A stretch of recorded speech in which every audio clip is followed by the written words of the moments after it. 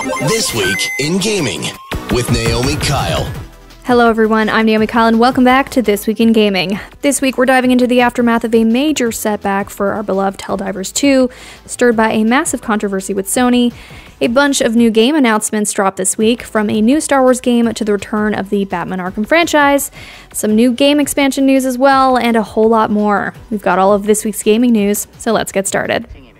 Helldivers 2, a game known for its cooperative bug and robot-killing chaos, and for being one of the biggest hits of this year, unexpectedly made a lot of gamers angry and then not so angry.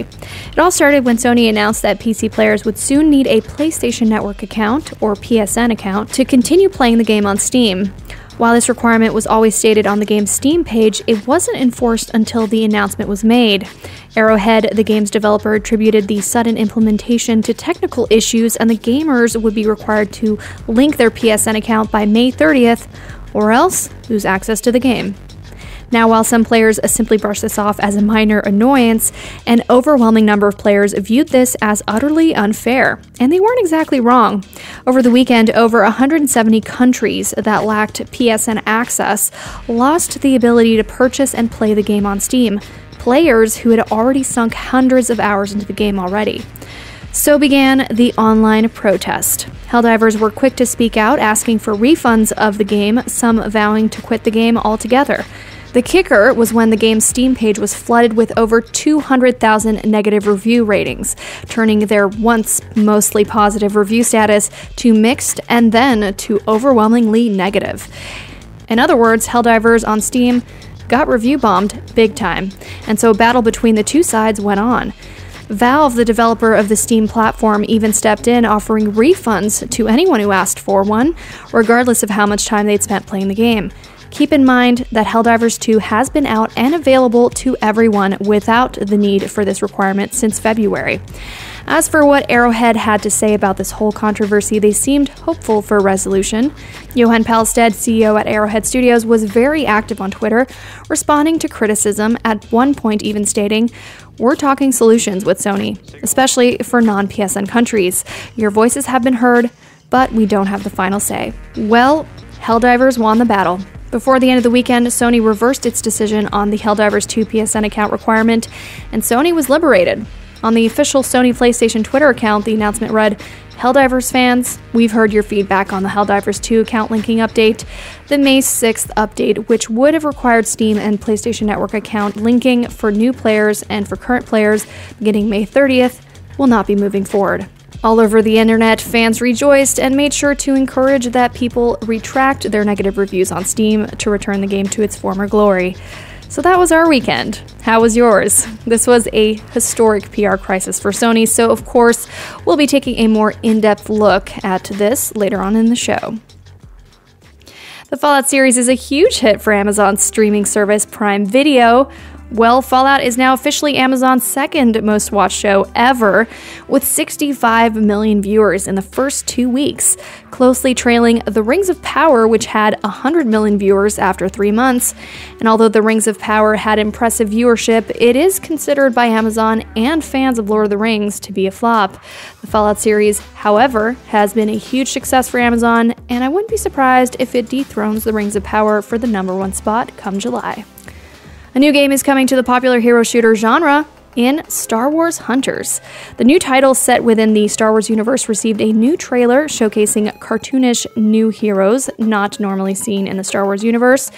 Heroes like J3DI, a droid who's been programmed to believe that they are a Jedi Knight, Slingshot, and Ugnaught piloting a droideka, and Utuni, which is literally just 2 Jawas stuffed in a trench coat.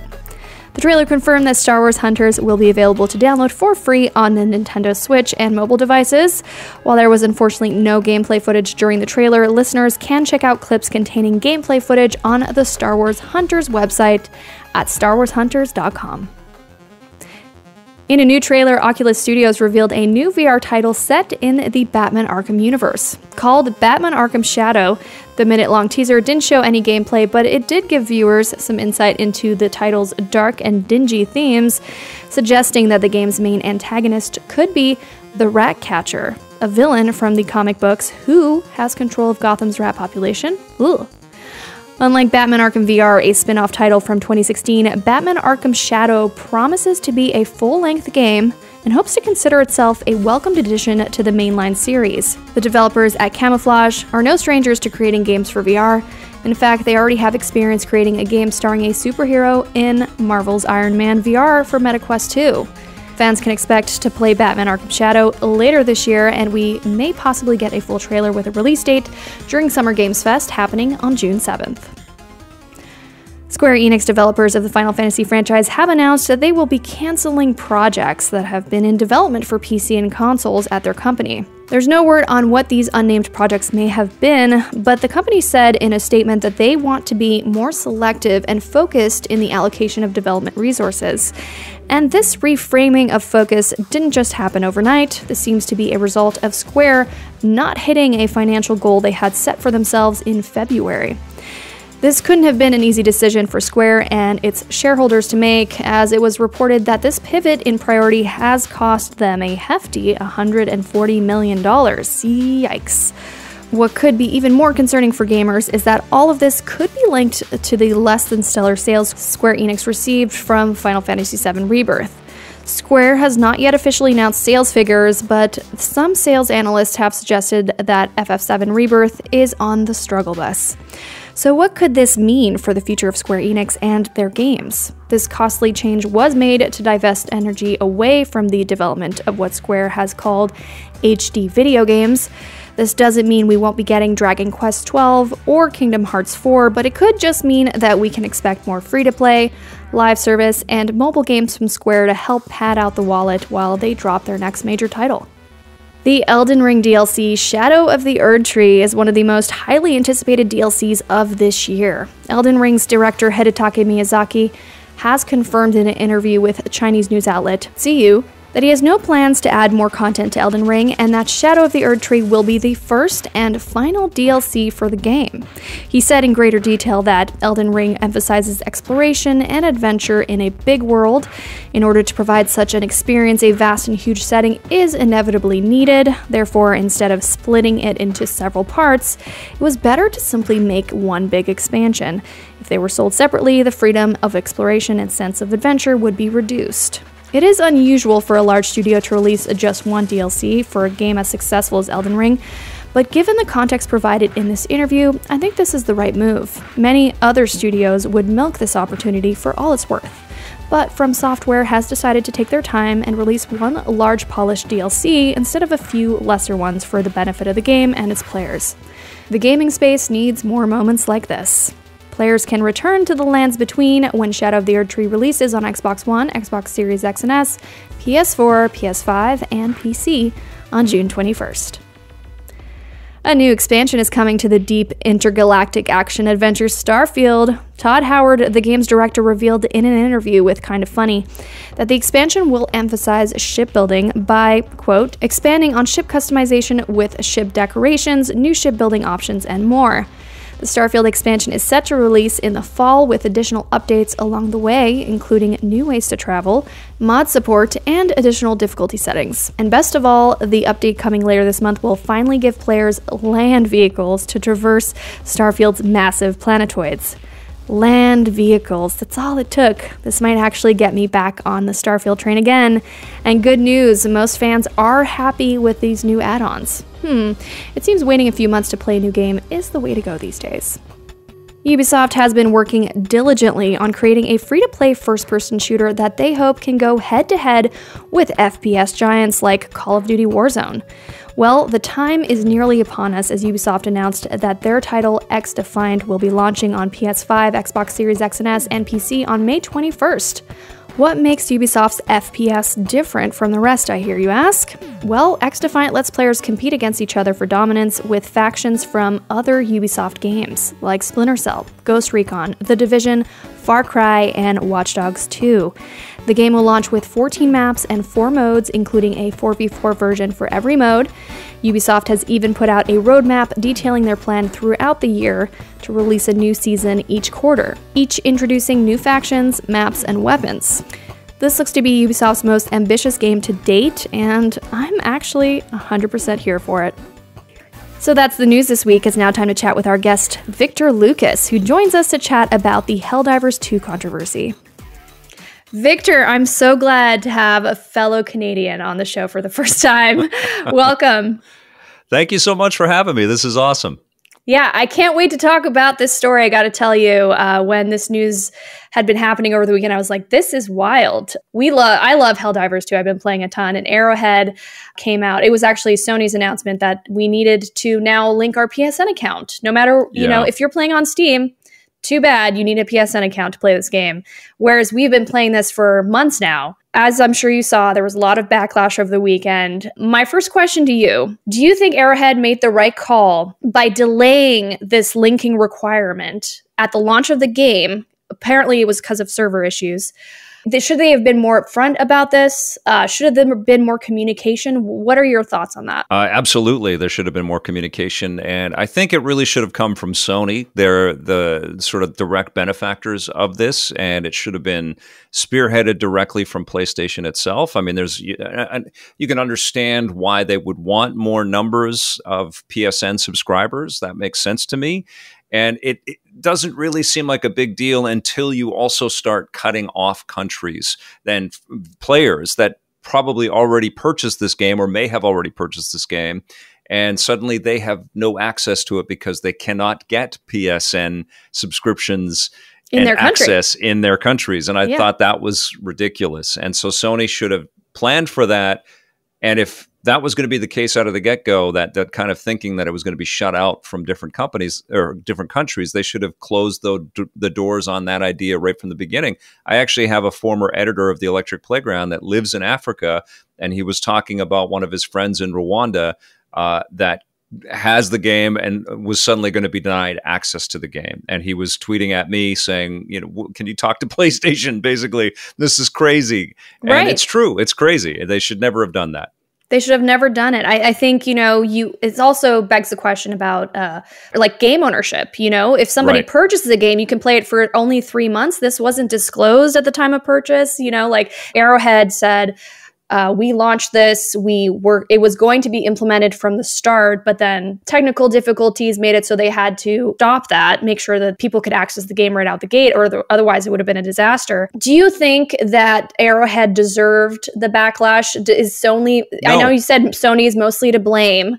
Arrowhead's been put in a really tough position because they've done an excellent job at integrating with the community and connecting with people and being very personable and being kind of sassy and fun around the whole launch of this. And there's been so much joyful success around Helldivers 2, so much surprise around how great it is as well. It's easily one of the best games of 2024 and one of the most exciting stories of 2024. So for there to have been any negativity based around their communications around this stuff is really brutal. And it does feel, and I hate to throw all of the hate and you know, blame at PlayStation's feet, because they are still figuring out their PC marketplace. They're upfront about that. They've replied that they apologize and they're rolling back all of these ideas that they're going to do this.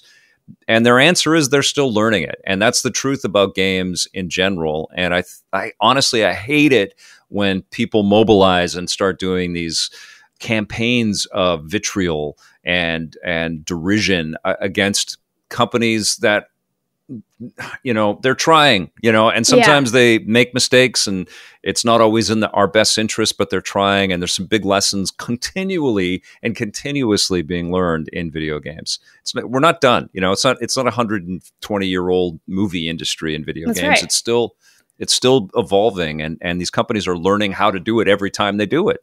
That's right. Yeah, that's a really good point. We are kind of I'd say we're like midway through what Hollywood went through, you know, hundreds of years ago. But yes. What do you think should have happened to avoid this mess? There was some missteps, clearly. You know, what should have been implemented from the get-go before this even happened?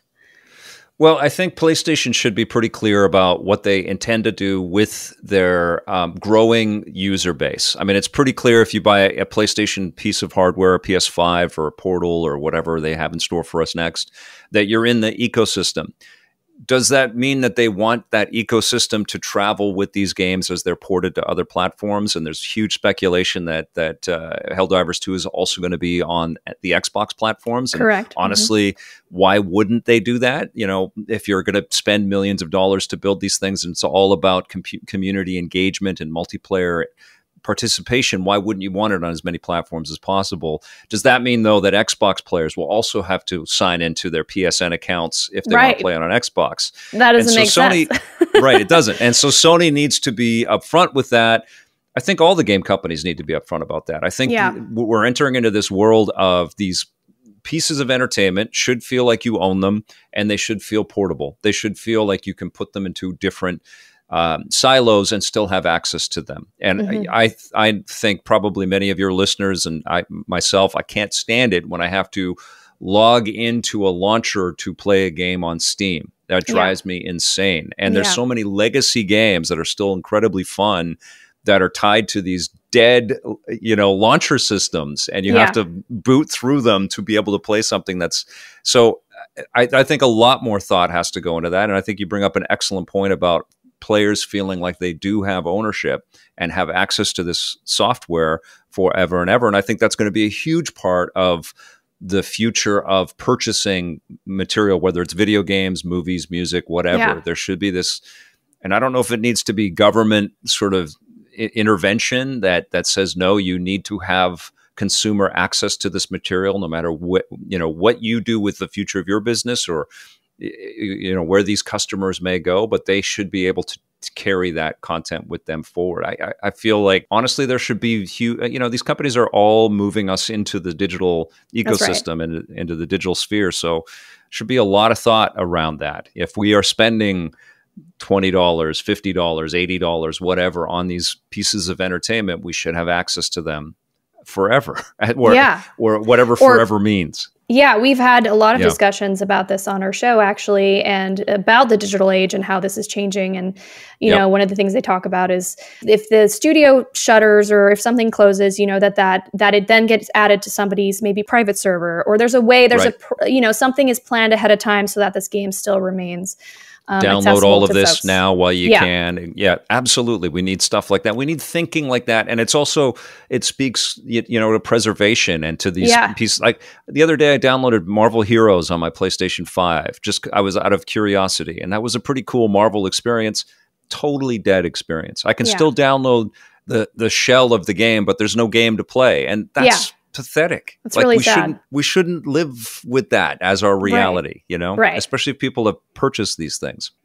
Totally agree with you there. I guess, we did talk about review bombing and everything that went on. Unfortunately, now there's been a lot of outcry, like make sure to reverse your negative reviews now that this actually, the process or the protest worked. Do you think that because of this, what happened to Helldivers 2, Arrowhead as a company, do you think they can bounce back from this? Oh, yeah. No, there's still a tremendous amount of goodwill around Helldivers 2. I do think Sony should publish this on Xbox. And, there's a lot of speculation about Xbox bringing all of their stuff over to PlayStation. PlayStation's in the lead in this console generation, but we are really moving to portability. I mean, look at all of these handheld devices that have access to all of these different stores and, the emulation scene and everything. There's emulators on the iPhone now. Like there's just access to this content in a million different ways. And blocking people off from that, I think, is a big lesson for the whole business. There needs to be a lot more access and ease of access. But on the flip of it, too, is that, consumers have a right to speak their mind and protest and stuff, but review bombing and hate speech and going after people and getting so riled up is preposterous. There's a polite way to express your displeasure, and I think that goes a long way, a much longer way than just calling every company greedy and anti-consumer or whatever. This is an entertainment industry, and their whole future is dependent on entertaining us. And these people get up every day to try to make our lives more fun. And we gotta not forget that, even if there's missteps, even if there's launches of games that still need to be patched or fumbles like this, it's not always done out of ill intent. They're trying to survive in a very competitive marketplace, and they're trying to entertain us, and they're just people. It's really complicated content that we're talking about. And they're doing a really great service to us. They, like you said, they want to entertain us. They're creating games because they love games, and I think what it comes down to a lot of is, and we've obviously been seeing this throughout the industry, but the battle between the creatives and the stakeholders, or the people at the top, the folks who are the folks in charge of the money aspect that's involved, the commercial aspect of this. Capitalism. Yeah, that's right. I'm right there with you. So I just want to say thank you so much for joining us on the show today to talk about this. Obviously, we could talk about it for much longer than the amount of time that we have on our show. But thank you so much for being on the show. I hope you'll come back. Oh, and my pleasure. And I'll come back anytime you want me to. Victor Lucas is the creator and host of Electric Playground. You can follow him at Victor_Lucas on Twitter. Now, before I leave you, let's go over the video games releasing this week. Starting on May 7th, Prison Architect 2 tunnels its way onto PS5, Xbox Series X and S, and PC. Then Heading Out and Venture to the Vile both release exclusively on PC. On May 8th, the 64-player smorgasbord Pac-Man Mega Tunnel Battle Chomp Champs releases on all platforms. Indica bewitches the PS5, Xbox Series X and S, and PC. V-Rising, the vampiric action RPG, and Gift release only on PC as well. Next, on May 9th, King Arthur Legion 9, a tactics game featuring Roman zombies, shuffles onto PC. The horror party title Spectral Scream sneaks onto PC and Steam VR. Crow Country, a 90s retro-inspired RPG, releases on PS5 and PC. Rainbow Cotton Remastered gets a second life on PS4, PS5, Xbox One, and Nintendo Switch. Then Little Kitty Big City pounces onto Xbox One, Xbox Series X and S, PC, Switch, and gets a day one launch on Game Pass. And finally, the pixelated puzzler Animal Well, which comes to PS5, PC, and Switch. May the 4th be with Switch fans. Nintendo Switch Online subscribers can download a free trial of Star Wars Knights of the Old Republic from now until May 9th. Coming to Game Pass, we have Kona 2 Broom on the 7th, and as we mentioned earlier, Little Kitty Big City drops on the 9th. The Epic Games Store has Orcs Must Die 3 free to download from now until May 9th. We have 4 games coming to PS Plus this month: FC 24, Destiny 2 Lightfall Ghost Runner 2, and Tunic. These will be available as a free download for all PS Plus subscribers starting May 7th. And lastly, Amazon Prime members on May 9th get 4 new games: Dark City International Intrigue, Fallout 3 Game of the Year Edition, 9 Witches Family Disruption, and Electrician Simulator. And that's This Week in Gaming. I'm your host, Naomi Kyle, and I had such a wonderful time this week bringing you all the latest news and games. Thank you so much for listening. Your listen makes a huge difference, and don't forget to let me know what you're playing and what you think about these stories by tagging me at Naomi Kyle on social. From all of us here at This Week in Gaming, we wish you a fun-filled week, and we'll be back here same time, same place. Talk to you soon. This Week in Gaming is an iHeartRadio Canada podcast. Subscribe to this podcast on iHeartRadio or wherever you get your podcasts. Download the iHeartRadio app for more podcasts just like these.